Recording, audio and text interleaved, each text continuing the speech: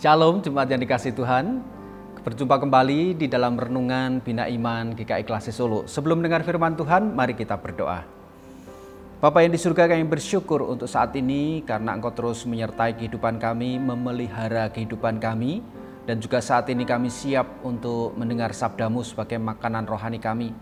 Biarlah sabda-Mu ini menjadi kekuatan bagi kami untuk terus berpihak kepada Allah, melakukan kehendak Tuhan dalam keseharian dan terus beriman akan kasih Tuhan, dan kehidupan kami juga nyata berdasarkan firman Tuhan.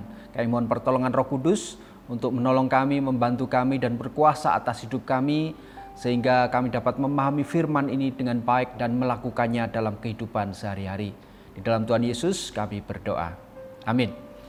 Saudara dikasihi Tuhan, hari ini firman Tuhan diambil dari Injil menurut Lukas. Jadi Injil Lukas pasal 11 ayat 14 sampai 23. Saya akan membacakan demikian. Pada suatu kali Yesus mengusir dari seseorang setan yang membisukan. Ketika setan itu keluar, orang bisu itu mulai berkata-kata. Lalu takjublah orang banyak. Namun ada di antara mereka yang berkata, "Ia mengusir setan dengan kuasa Beelzebul, pemimpin setan." Ada pula yang meminta suatu tanda dari surga kepadanya untuk mencobai dia. Yesus mengetahui pikiran mereka lalu berkata, "Setiap kerajaan yang terpecah pasti binasa, dan setiap rumah tangga yang terpecah pasti runtuh. Jikalau iblis itu juga terpecah dan melawan dirinya sendiri, bagaimanakah kerajaannya akan bertahan? Sebab kamu berkata bahwa aku mengusir setan dengan kuasa Beelzebul. Jadi jika aku mengusir setan dengan kuasa Beelzebul, dengan kuasa siapakah pengikut-pengikutmu mengusirnya? Karena itu merekalah yang akan menjadi hakimmu. Namun jika aku mengusir setan dengan jari Allah, maka kerajaan Allah sudah datang kepadamu. Apabila seseorang yang kuat dan bersenjata lengkap menjaga rumahnya sendiri, amanlah segala miliknya. Namun jika seseorang yang lebih kuat daripadanya menyerang dan mengalahkannya, orang itu akan merampas perlengkapan senjata yang diandalkannya dan membagi-bagikan rampasannya. Siapa yang tidak bersama aku, ia melawan aku, dan siapa yang tidak mengumpulkan bersama aku, ia mencerai-beraikan." Amin. Demikian bacaan firman Tuhan pada pagi hari ini. Saya akan menyoroti dari ayat 23 yang mengatakan, "Siapa yang tidak bersama aku, ia melawan aku, dan siapa yang tidak mengumpulkan bersama aku, ia mencerai-beraikan."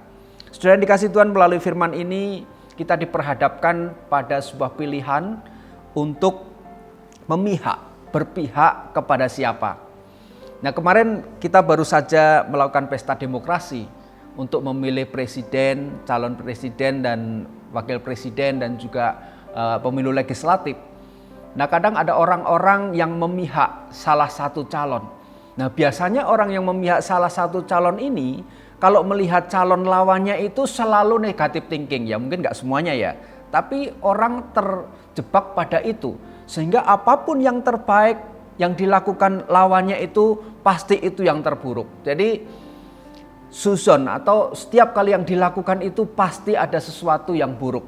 Demikian pula yang dihadapi oleh Tuhan Yesus. Pada saat Tuhan Yesus menunjukkan kasih-Nya dengan mengusir setan dari seseorang, dari orang yang bisu, kemudian dia bisa mulai berkata-kata.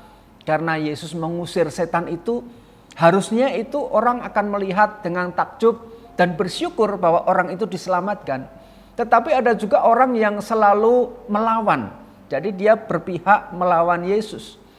Dan orang ini selalu mengatakan bahwa ia mengusir setan dengan kuasa Beelzebul, pemimpin setan. Artinya orang ini selalu melihat Tuhan Yesus itu dari sisi negatif. Dan inilah yang menjadi ujian atau menjadi cobaan yang harus dihadapi oleh Tuhan Yesus untuk menghadapi mereka. Dan dengan argumen yang begitu kuat, Tuhan Yesus mengatakan kalau sebuah kerajaan terpecah-pecah maka hancurlah kerajaan itu, termasuk kuasa setan. Kalau setan itu juga terpecah-pecah, saling mengusir, maka kuasa setan itu juga akan terpecah-pecah dan mereka juga akan hilang. Oleh karena itu Tuhan Yesus menegaskan kembali kepada para pengikutnya, siapa yang tidak bersama aku, ia melawan aku, dan siapa yang tidak mengumpul bersama aku, ia mencerai-beraikan. Sekarang bagaimana dengan kehidupan kita? Dalam kehidupan kita juga selalu diperhadapkan pada persoalan-persoalan dunia, pada persoalan-persoalan antara hidup dalam kebenaran sesuai dengan firman Allah, atau hidup untuk mencari kepentingan diri sendiri, kesuksesan dan sebagainya. Yang penting saya merasakan enak, merasakan sukses dan sebagainya, tetapi dari sisi duniawi. Ada dua hal yang berbeda antara kuasa kedagingan atau duniawi dengan kuasa Allah, yaitu kehidupan rohani yang lebih baik untuk hidup dalam kebenaran. Dan Tuhan Yesus dalam hal ini memberikan penawaran, apakah mengikut Dia, berpihak kepada Kristus, atau berpihak kepada iblis atau kuasa dunia. Kalau berpihak kepada Kristus, maka dia harus mengikut kebenaran dan percaya sepenuhnya kepada Kristus. Tetapi kalau dia tidak bersama dengan Kristus, maka dikatakan ia melawan aku. Artinya tidak bersama-sama dengan Kristus. Melalui renungan hari ini kita diingatkan kembali, kalau kita memang percaya kepada Yesus Kristus, percaya kepada Tuhan Yesus, maka segala mukjizat untuk kemuliaan Allah kita percaya bahwa semuanya datang dari Tuhan. Dan itu untuk kebaikan manusia, demi keselamatan manusia, karena Tuhan mengasihi manusia yang berdosa. Dan apa yang dilakukan oleh Tuhan Yesus, bentuk kasih, dan orang yang percaya kepadanya akan menerima keselamatan. Maka hidupnya juga harus berkenan di hadapan Allah. Sehingga hidupnya juga tidak melawan kebenaran firman Allah itu. Hidupnya harus berpadanan dengan kebenaran firman Allah itu. Kiranya Tuhan menolong kita untuk terus berjalan mengikut Tuhan Yesus dan tidak melawan firman-Nya, tetapi justru melakukan kebenaran firman itu dari hari ke hari melalui sikap hidup kita, melalui apa yang kita lakukan sehari-hari. Tuhan menolong dan berkati kita semua. Amin. Mari kita berdoa. Kami bersyukur kepadamu Tuhan untuk firman-Mu pada saat ini, menegaskan agar kami memiliki sikap yang jelas berpihak kepada Tuhan Yesus, sehingga hidup kami berkenan di hadapan Allah dan selalu positive thinking akan kasih kuasa Tuhan yang Tuhan nyatakan dalam kehidupan kami. Terima kasih untuk berkat-Mu, berkati agar kami juga terus hidup sesuai dengan apa yang Tuhan kehendaki. Dalam Tuhan Yesus kami berdoa. Amin.